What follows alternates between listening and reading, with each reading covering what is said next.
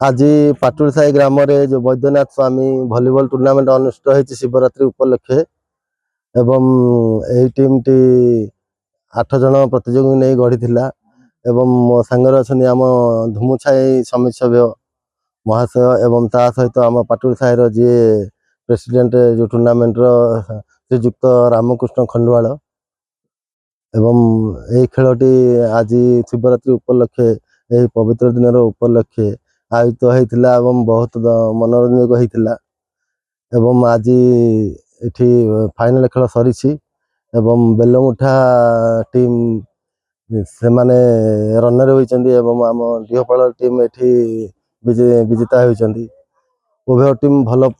खेल प्रदर्शन करते बेलमुठा टीम बहुत भल खेल प्रदर्शन करते एवं डीहपाल टीम भल खेल प्रदर्शन करते एमती पवित्र दिन में एमती भल गोटे फाइटर बॉल टूर्नामेंट कौन है आम अंचल बहुत माने बहुत दिन है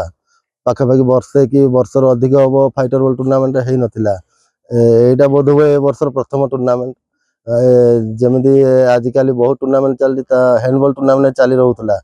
fighter ball tournament fast tournament यहाँ आउ बहुत भल मनोरंजक थिला तथा बहुत आकर्षणीय थिला एवं दर्शक माने बहुत उपभोग करते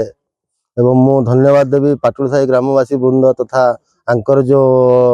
कमिटी तथा जो ऑर्गेनाइजर टीम को एभली एक कार्यक्रम तथा यही आज पूरा दिन में अनुष्ठित करते बहुत बहुत धन्यवाद देवी पाटुल साई ग्रामवासी को।